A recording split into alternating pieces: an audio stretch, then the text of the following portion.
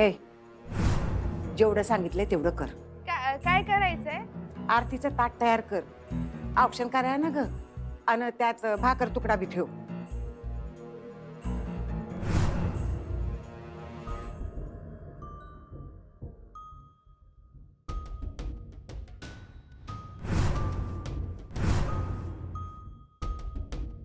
दुर्गे, काय ग दुर्गे, अशी चोरासारखी काय येतेस?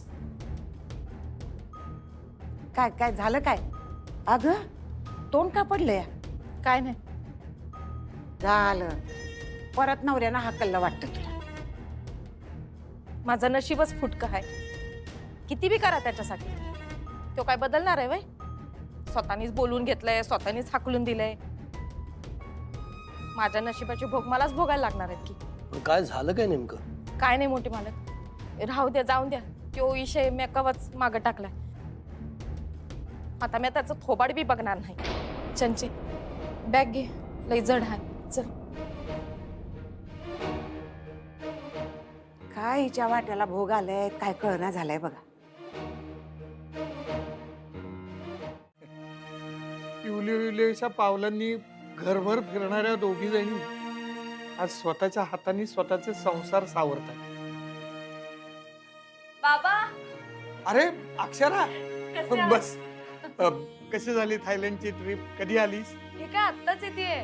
हो, कधी एकदा तुम्हाला आणि आईला भेटेन असं झालं होतं. बाबा, आम्ही इतकी मज्जा केली तिकडे थायलंडला.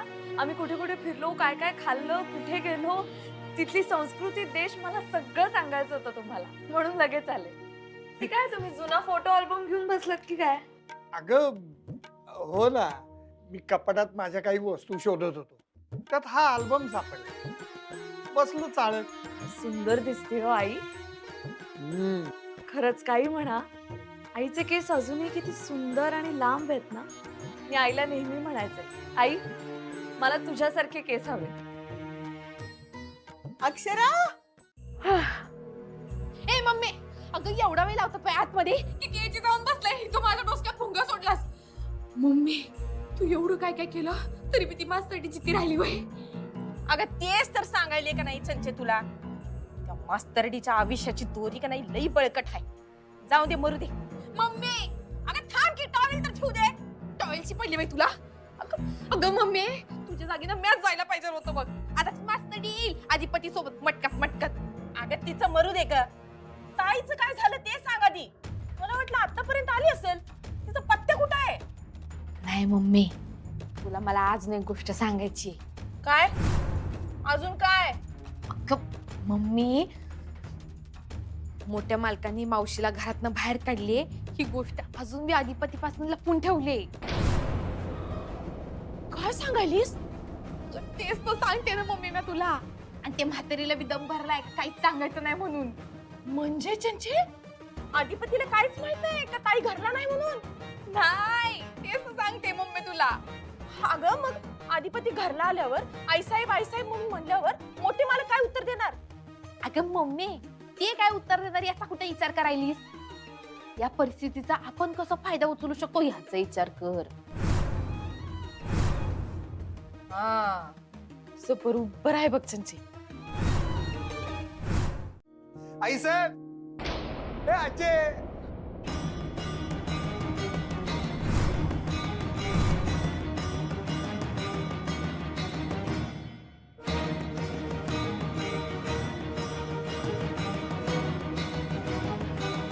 अरे थांबा थांबा, आत येऊ नका. पोरं लई काय म्हणले उन्हामध्ये फिरून. आधी कुठं बरा होतो?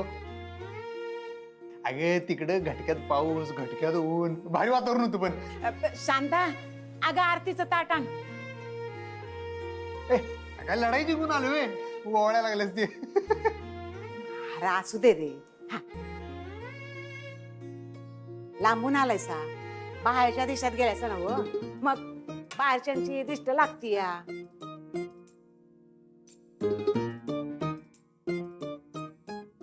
अधिपती,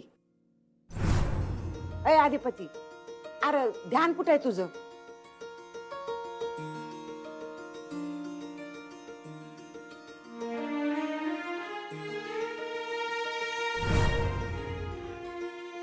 अक्षरा, ट्रिप व्यवस्थित झाली? काही अडचण नाही आली ना? अहो कसली अडचण बाबा, तुम्ही इतकं छान प्लॅनिंग केलं होतं, काही प्रॉब्लेम नाही आला. हॉटेलचं बुकिंग वगैरे नीट होतं? हो खूप छान हॉटेल्स होती सगळी. आणि ते गाईड जे होते ना आमच्या बरोबर ते पण इतके छान होते का हो, इतकी चांगली माहिती देत होते आम्हाला प्रत्येक ठिकाणी. सगळं व्यवस्थित झालं. थँक्यू बाबा, खरंच थँक्यू. बास की आता आजी, आता इथंच उभी करणार आहेस का आधी घेणार आहेस? होय होय धनाजी शांत घ्या, बॅग घ्या धनाजी. आजी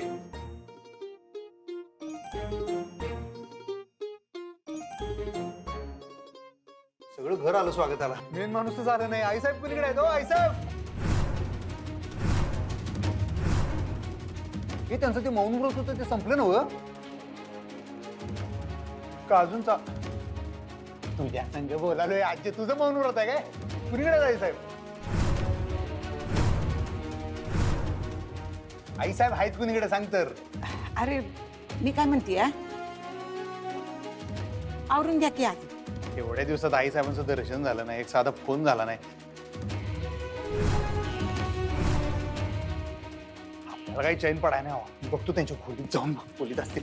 अधिपती काय ऐका ना, आपलं ठरलं होतं ना. काय कसलं? असं काय करताय तुम्ही? थँक्यू म्हणणार होतात ना बाबांना.